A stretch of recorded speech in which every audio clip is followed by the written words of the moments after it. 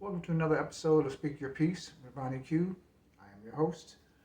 Um, Today we're going to talk about somebody gave me a topic. I think sometimes it's discussed that often, and maybe it's me being a little bit nostalgic. Maybe it's me being a little bit you know, a little bit you know, wanting to go down memory lane here and there. I want to talk about the disconnect between friends of both present and past. Do you remember those friends you had, the lifelong friends you thought you had? You know, the ones you grew up with, the ones you shared a life with, the ones you shared tragedies with, the ones you laughed with, the ones you cried with, the ones you fought and bled with. Those kind of friends. That's what I'm talking about. The what do you call it? These days they call it day ones. You know, back in the day, we call it that's my mom. You know what I'm saying? That's my man. That's my dude. Whatever else like that, right? And what I'm going to touch base on is how we disconnect as we evolve past certain degrees of change. Some of us go into certain habits that used to be, the fun thing to do, the great thing to do, the exciting. Some of us evolve past that. Some of us grow out of that.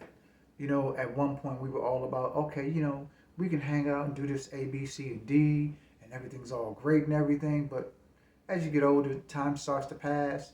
You have kids, you have careers, you have lives, you have things you have to do. You maybe even have circumstances that you can't keep in touch.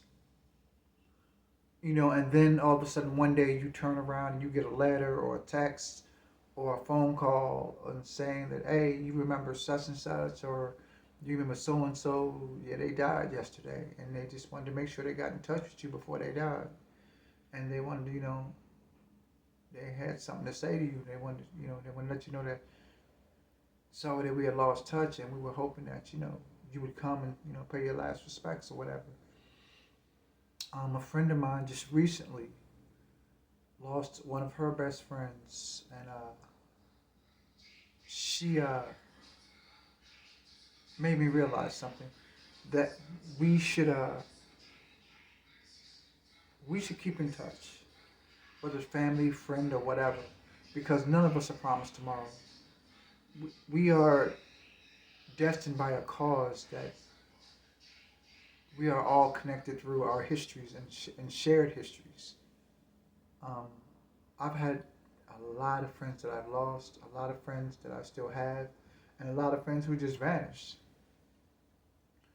Um, and I think that as we go through life and as we grow through life, we at least need to acknowledge, the people that left a positive, image in our lives and who we still think about to this day as a positive portion of our lives. Although we may not talk, we may not connect, or we may not even share the same principles like we used to, but if that person was to call, boom, on a plane, on a train, in the car, whatever, instantly I'm there. And I think it's really sad when how things play out and we lose the people that we deemed as family, that were as close as family, and we deemed them as loved ones, people that we cared about, people that we shed so many tears after they're gone.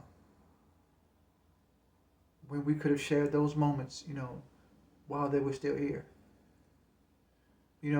It's often said that you never know how much you were truly loved until somebody sees you at a funeral. You know, and it's sad that we have to do that. That we all come together for the grieving instead of the celebration. And I think that reality is so harsh to deal with, because sometimes we part on bad terms, sometimes we part on really really bad terms, and sometimes we part on good terms, and sometimes we just stop talking altogether and don't know why. I think that a lot of times we think that sometimes people aren't going to change and they aren't going to evolve past what they used to be. Some people, let's be honest, some people still stay stagnant in that days of yesteryear, and they don't get past their own little hubris, so to speak. But I do think that it's important that we try to at least stay connected to those we claim that we love and care about. Now, and I know this is all somber, and a lot of you are probably saying, man, I don't want to talk to somebody that I haven't seen in 10, 12 years, 10, 20 years. But you still remember them, right? You still acknowledge them as somebody you knew. You still acknowledge them as a friend.